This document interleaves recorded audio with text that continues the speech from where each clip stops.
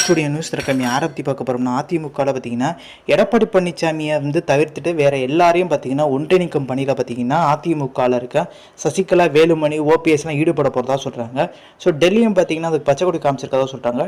So Delhi பார்த்தீங்கன்னா ரீசெண்டாக பார்த்தீங்கன்னா ஜேபி நட்டா ஈசா யோகம் வந்திருக்காரு. ஸோ அதில் வேலுமணியும் பங்கேற்று பார்த்தீங்கன்னா ஒரு ஆலோசனை போட்டிருக்காங்க. 40 எம்எல்ஏக்கள் பார்த்தீங்கன்னா வேலுமணி பக்கம் கொண்டு வந்து எடப்பாடி பழனிசாமியை ஒன்றும் இல்லாமல் ஆக்கிறது தான் பார்த்தீங்கன்னா திட்டமேன்றாங்க. டிசம்பர் வரைக்கும் பேசி பார்க்கலாம். டிசம்பருக்கு அப்புறம் பார்த்தீங்கன்னா இந்த ஒரு முயற்சி எடுத்து பார்க்கலான்ட்டு எண்ணத்துக்கு வந்துட்டாங்க.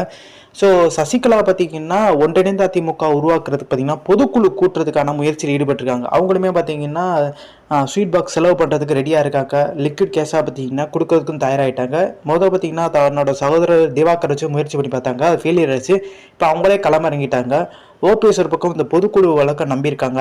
2026 பார்த்தீங்கன்னா எடப்பாடி பழனிசாமி ஒன்றிணைந்த அதிமுக உருவாக்க மறுத்துட்டாருன்னா ஒருவேளை இதே இப்போ எம்பி எலெக்ஷனில் எந்த கூட்டணி இருந்தாலும் அதே கூட்டணி தொடர்ந்து ஓபிஎஸ் முதலமைச்சர் வேட்பாளர் ஆக்கிறதுக்கு வாய்ப்பு இருக்குது.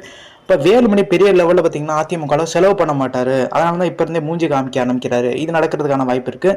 அது எடப்பாடி பழனிசாமிக்கு ஒரு பின்னடை தான் ஏற்படுத்தும். ஓபிஎஸ் பார்த்தீங்கன்னா முதலமைச்சர் வேட்பாளர் நிற்கும் போது இன்னொரு விஷயம் என்ன பார்த்தீங்கன்னா அதிமுக கட்சி பார்த்தீங்கன்னா எடப்பாடி பழனிசாமிகிட்ட 2025 வரைக்கும் நீடிக்கிறதே கஷ்டம். இந்த வருஷம் டிசம்பருக்குள்ளே பார்த்தீங்கன்னா கட்சியை பார்த்தீங்கன்னா ஓபிஎஸ் சசிகலா வேலுமணி கைப்பற்றதுக்கான அதிகப்படியான வாய்ப்புகள் தான் சாத்தியம்தான் இருக்குன்றாங்க. இதை வைத்து எடப்பாடி பழனிசாமிக்கு நெருங்கிய வட்டத்தில் இருக்கவங்க கூட பார்த்தீங்கன்னா இப்போ ஓபிஎஸ் பக்கம் போக ஆரம்பிச்சிட்டாங்கன்ற விஷயமும் இதில் இருக்கு. ஸோ இந்த இன்ஃபர்மேஷன் பிடிச்சா like share subscribe. Thanks for வாட்சிங்.